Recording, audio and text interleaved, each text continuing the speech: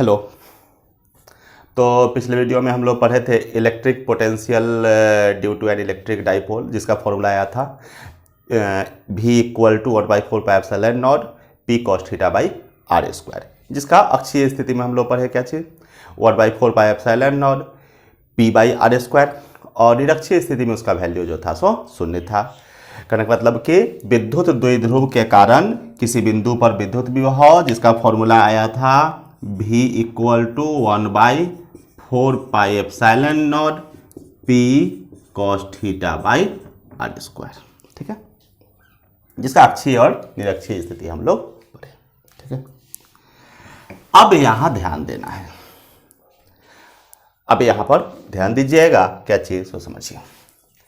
जैसे कि मान लेते हैं कोई विद्युत क्षेत्र है, ये विद्युत क्षेत्र है, ठीक है। निश्चित है कि इधर कोई स्रोतावेश तो होगा ही, तभी ये विद्युत क्षेत्र बन रहा है। अगर यहां पर कोई सतह हम दिखा दें, यहां पर कोई सतह दिखा दें, तो ये एक समानांतर रेखा है, मतलब ये कौन सा विद्युत क्षेत्र है, एक समान विद्युत क्षेत्र है। यानी कि इस सतह पर जो होगा सो प्रत्येक बिंदु पर विद्युत क्षेत्र का मान क्या होगा, एक समान होगा। इस सतह के प्रत्येक बिंदु पर विद्युत क्षेत्र का मान क्या होगा, एक समान होगा, ठीक है। तो जब विद्युत क्षेत्र का मान एक समान होगा तो यहां जहां भी स्रोत आवेश है वहां से, चूंकि समानांतर रेखा है, विद्युत क्षेत्र समान है, तो हम कह सकते हैं कि E इक्वल टू होता है माइनस dV बाई dx या dr, ठीक है। तो जब ये कांस्टेंट है और दूरी तो कांस्टेंट है ही, तो कह सकते हैं कि विद्युत विभव भी क्या होगा, कांस्टेंट होगा। यानी कि प्रत्येक बिंदु पर विद्युत विभव का मान क्या होगा, समान होगा, क्योंकि दूरी जो है सो समान है। इसको दूसरे ढंग से भी हम लोग समझते हैं। दूसरे ढंग से इस ढंग से समझिए, यहां ध्यान दीजिएगा। मान लेते हैं कि इधर कोई स्रोत आवेश है, इधर कोई पॉजिटिव चार्ज है, ठीक है। सबसे जो है ये समान दूरी पर है। तो जब ये दूरी जब दूरी समान है तो प्रत्येक, अब भी का फॉर्मूला, जनरल फॉर्मूला क्या है किसी बिंदु आवेश के कारण, 1/4πε0 इंटू Q बाई आर, ये फॉर्मूला है। तो जब आवेश समान है सब जगह, दूरी भी समान है हर एक बिंदु के लिए, तो निश्चित है कि प्रत्येक बिंदु का विभव क्या होगा, समान होगा, ठीक है। अब थोड़ा सा आगे बढ़ाते हैं, इस विद्युत क्षेत्र रेखा को थोड़ा सा और आगे बढ़ा दीजिए। यहां पर अगर ले जाइएगा, यहां पर आवेश तो ठीक है वही है, लेकिन दूरी क्या हो गया, बढ़ गया, मतलब बदल गया। तो जैसे ही ये बदल जाएगा तो V का मान भी क्या होगा, बदल जाएगा। कहने का मतलब कि यहाँ का V और यहाँ का V क्या होगा, समान नहीं होगा। इसको हम V1 दे देते हैं, इसको V2 दे देते हैं, यानी कि V1 और V2 जो होगा सो समान नहीं होगा। लेकिन इसके लिए प्रत्येक बिंदु पर क्या होगा, V1 ही होगा। इसके लिए सब जगह पर क्या होगा, एक समान होगा। इसका और इसका जो है सो एक समान नहीं हो पाएगा। क्यों नहीं हो पाएगा, क्योंकि दूरी जो है सो अलग अलग हो गया। अगर यहां पर V2 है तो हर जगह जो है सो V2 ही रहेगा। इसके लिए इस सतह पर प्रत्येक बिंदु पर विद्युत विभव का मान क्या होगा, समान होगा। और आगे बढ़ा दे, और आगे अगर बढ़ा दे, इसके लिए अगर V3 हो रहा है तो ये और ये इक्वल नहीं होगा, लेकिन इसके प्रत्येक बिंदु पर क्या रहेगा, V3 ही रहेगा। क्यों, क्योंकि यहां से इसके लिए सारा दूरी क्या है, समान है। इसको अब तीसरे ढंग से समझते हैं, यहां ध्यान दीजिए। इसको तीसरे ढंग से समझते हैं कि एक कोई स्रोत आवेश है प्लस Q, इसके परितः एक गोलाकार पृष्ठ बना दिया गया। जब गोलाकार पृष्ठ बनाया गया तो ये दूरी क्या है, यहां पर हर एक बिंदु पर दूरी क्या है, समान है। यानी कि अगर यहाँ का विभव जितना निकालेंगे वही विभव यहाँ हो जाएगा, वही विभव यहाँ, वही यहाँ, वही यहाँ। प्रत्येक बिंदु पर विद्युत विभव का मान क्या होगा, एक समान होगा। अब एगो और बनाते हैं सतह। अब क्या होगा, अब दूरी बढ़ गया, विभव ये और ये विभव समान हो पाएगा, नहीं हो पाएगा। ये दूरी कम था, यहाँ पर विभव ज़्यादा होगा, ये दूरी ज़्यादा है, यहाँ पर विभव कम होगा। यानी कि यहां पर V1 है और यहां पर हो जाएगा V2। ये और ये समान नहीं होगा, लेकिन इसके प्रत्येक सतह पर प्रत्येक बिंदु पर क्या रहेगा, V2 ही रहेगा। इसके प्रत्येक बिंदु पर विद्युत विभव का मान क्या रहेगा, V2 ही रहेगा। कहने का मतलब कि ये एक ये सतह हुआ, ये सतह हुआ, इससे पहले भी हम लोग देखे, ये सब सतह जो है, यहां फिर से हम दोनों फिगर को हम बना रहे हैं, यहां देख लीजिएगा।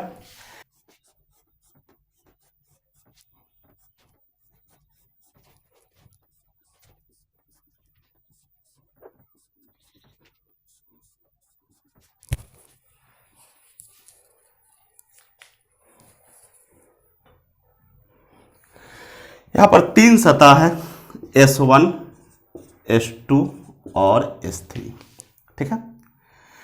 इस सतह पर, यहां पर ध्यान देना है, इस सतह पर प्रत्येक बिंदु पर विद्युत विभव क्या होगा, समान V1 यहाँ है तो यहाँ भी V1, यहाँ भी V1, यहाँ पर V2 है तो यहाँ भी V2, यहाँ भी V2, यहाँ भी V2, यहाँ V3 है तो यहाँ V3, यहाँ V3, यहाँ पर भी V3, ठीक है। दूसरा वाला सतह भी बना देते हैं। यहाँ पर था कोई प्लस Q चार्ज था, ठीक है, तो प्लस Q चार्ज है, इसके परितः एक सतह, दूसरा सतह और तीसरा सतह। पहला सतह, ये जो सतह हुआ, इसके इस बिंदु पर V1, यहाँ पर भी V1 और यहाँ पर भी V1, ठीक है। दूसरा सतह है, यहाँ पर अगर V2 है तो यहाँ पर भी V2 और यहाँ पर भी V2। तीसरा सतह की बात किया जाए, यहाँ पर V3, यहाँ पर V3 और यहाँ पर भी V3, ठीक है। ये दोनों सतह में हम लोग क्या देख रहे हैं, इस सतह के प्रत्येक बिंदु पर विद्युत विभव का मान समान, इस सतह के प्रत्येक बिंदु पर विद्युत विभव का मान समान, इस सतह के प्रत्येक बिंदु पर विद्युत विभव का मान समान। यहाँ पर भी वही हाल है, इसके प्रत्येक बिंदु पर एक समान, इसके भी प्रत्येक बिंदु पर एक समान और इसके भी प्रत्येक बिंदु पर एक समान। यानी कि एक समान विद्युत विभव वाला तल, ये सब क्या है, एक समान विद्युत विभव वाला तल, यानी कि इसको बोला आता है क्या चीज, समविभव तल। तो अब आप लोग हेडिंग दीजिएगा, क्या चीज, इक्विपोटेंशियल सरफेस।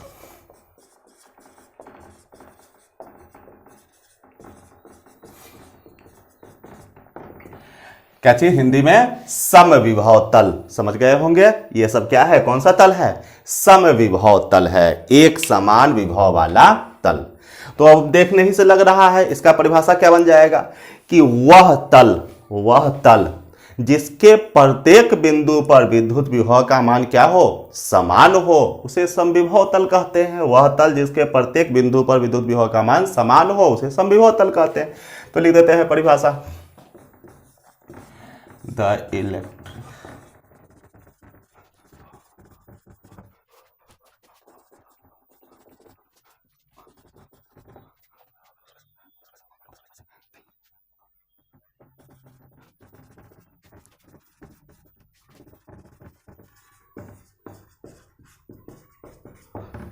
चले, तो सबसे पहले परिभाषा लिखिएगा, उसके बाद आप लोग फिगर बनाइएगा। लिखिएगा, वह तल जिसके प्रत्येक बिंदु पर विद्युत विभव का मान समान हो, वह तल जिसके प्रत्येक बिंदु पर विद्युत विभव का मान समान हो, उसे समविभव तल कहते हैं। लिख करके और आप लोग दोनों फिगर को बनाइएगा, ठीक है। चलिए अब आगे बढ़ते हैं। तो अगला हेडिंग दीजिएगा, डेट। तो अगला हेडिंग आप लोग दीजिएगा, इसका कुछ गुण है।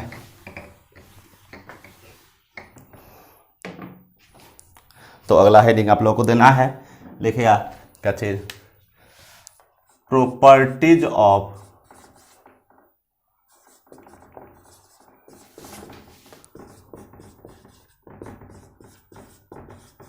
Equipotential surface. समविभव तल के गुण। अगला हेडिंग दीजिएगा, इसको नोट करने के बाद प्रॉपर्टीज ऑफ इक्विपोटेंशियल सरफेस, समविभव तल के गुण। तो पहला पॉइंट जिसके अंतर्गत आते हैं, गुण क्या है, यहां देखिए। जैसे कि ये एक समविभव तल है, ठीक है। प्रत्येक बिंदु पर विद्युत विभव का मान क्या चीज, समान। अगर कोई परीक्षण आवेश Q नॉट को यहां से हम मूव करा के यहां पर ले गए, तो जब यहां से यहां पर ले गए तो वर्क डन आखिर कितना होगा, ठीक है। तो अब कितना होता है, यहां देखिए, यहां से जब यहां पर ले गए, सबसे पहले तो यहां और यहां के बीच जो विभवांतर होगा डेल्टा भी होगा, वो कितना होगा, शून्य होगा। क्यों, क्योंकि डेल्टा भी यानी कि ये v माइनस भी कितना हो जाएगा, जीरो। यानी कि किन्हीं दो बिंदुओं के बीच का विभवांतर क्या होता है, शून्य होता है। तो सबसे पहला पॉइंट हम लोग वही लिखते हैं, क्या चीज, कि कोई भी समविभव तल के कोई दो पॉइंट के बीच का जो विभवांतर होगा, पोटेंशियल डिफरेंस होगा, वो क्या होगा, शून्य होगा। तो सबसे पहला पॉइंट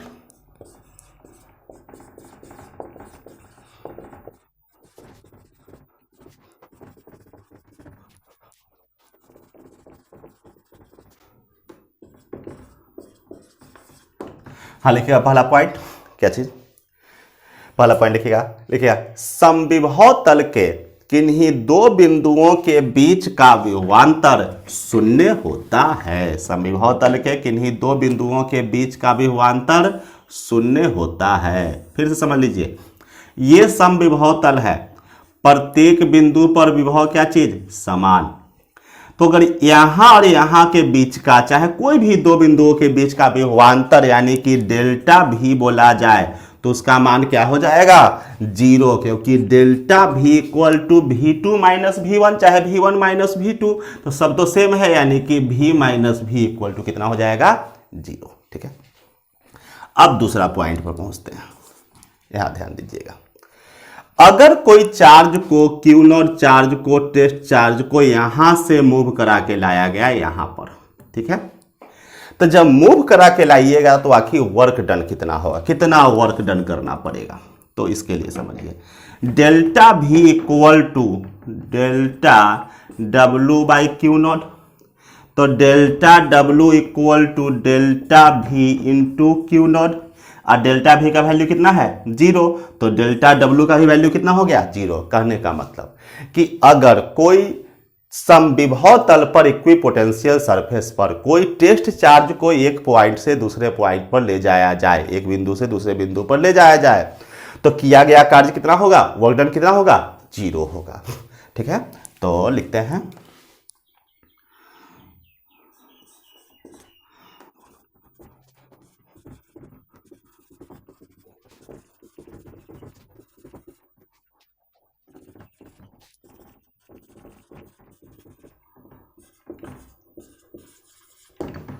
लिखिएगा दूसरा पॉइंट लिखिएगा, समविभव तल पर किसी परीक्षण आवेश को एक स्थान से दूसरे स्थान तक ले जाने में किया गया कार्य, किसी समविभव तल पर परीक्षण आवेश को एक स्थान से दूसरे स्थान तक ले जाने में किया गया कार्य शून्य होता है।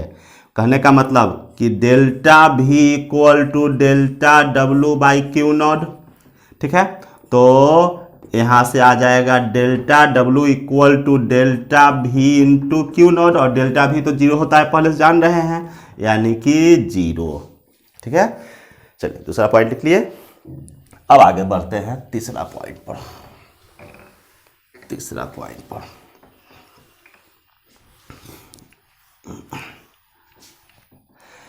तीसरा पॉइंट यहां देखिए, कोई भी, जैसे ये समविभव तल है, कोई भी समविभव तल हो, यहीं पर एक समविभव तल ले लेते हैं।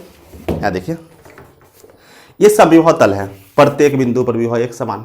तो विद्युत क्षेत्र का आखिर दिशा, तो विद्युत क्षेत्र तो इधर की ओर आया था, यानी कि विद्युत क्षेत्र का दिशा जो होता है वो समविभव तल के क्या होता है, लंबवत होता है। तो तीसरा पॉइंट,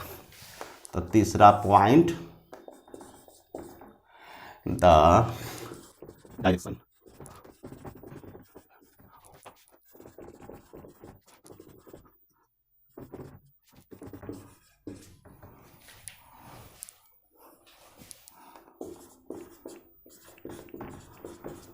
लिखिए, समविभव तल पर विद्युत क्षेत्र का दिशा तल के लंबवत होता है। समविभव तल पर विद्युत क्षेत्र का दिशा तल के लंबवत होता है। ठीक है। अब चौथा आखिरी और सबसे इंपॉर्टेंट पॉइंट क्या चीज, यहां देखिए, कोई भी दो समविभव तल आपस में एक दूसरे को नहीं काटेगा। जैसे कि एक समविभव तल ये है जिसके प्रत्येक बिंदु पर विभव कितना v1, एक दूसरा समविभव तल नीचे है जिसके प्रत्येक बिंदु पर विभव कितना v2। अब ये वाला जो हिस्सा हुआ वहां पर दो ठो विभव, ये दोनों क्या है, ये क्या है, समविभव तल है, एक इसका, लेकिन दो विभव हो गया, एक विभव v1 दूसरा विभव v2, इतना हिस्सा में। और समविभव तल पर दो विभव होना संभव नहीं है। कहने का मतलब कि दो समविभव तल आपस में एक दूसरे को कभी नहीं काटता है। क्यों नहीं काटता है? इसलिए कि कटान बिंदु पर दो विभव हो जाएगा जो कि संभव नहीं है। तो लास्ट पॉइंट,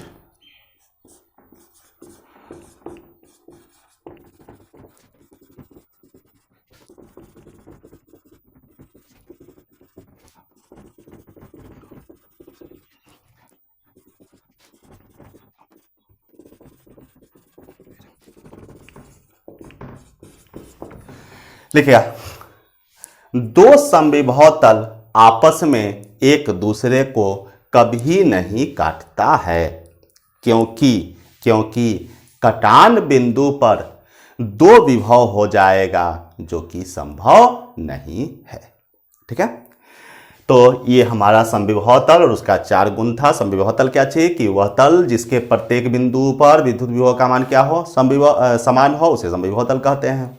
गुण में क्या चीज उसका आ गया, पहला गुण क्या चीज कि समविभव तल के किन्हीं दो बिंदुओं के बीच का विभवांतर कितना होता है, शून्य होता है। दूसरा गुण क्या चीज, समविभव तल के किसी एक बिंदु से दूसरे बिंदु तक आवेश को ले जाने में किया गया कार्य कितना, शून्य होता है, वर्क डन 0 होता है। तीसरा क्या चीज कि इक्विपोटेंशियल सरफेस पर समविभव तल पर विद्युत क्षेत्र का दिशा किधर, तल के लंबवत। और चौथा सबसे इंपॉर्टेंट पॉइंट एग्जाम में पूछा हुआ भी है, क्या चीज कि कोई भी इक्विपोटेंशियल सरफेस, कोई भी दो इक्विपोटेंशियल सरफेस, दो समविभव तल आपस में एक दूसरे को कभी नहीं काट सकता है। क्यों? क्योंकि कटान बिंदु पर दो विभव हो जाएगा जो कि संभव नहीं है। ठीक है। तो अब हम लोग का अगला जो टॉपिक होगा उसमें बताएंगे कि कोई भी चालक को अगर विद्युत क्षेत्र में रख दिया जाए तो वह क्या व्यवहार करेगा, कैसा व्यवहार करेगा। ठीक है। तो मिलते हैं अगले वीडियो में।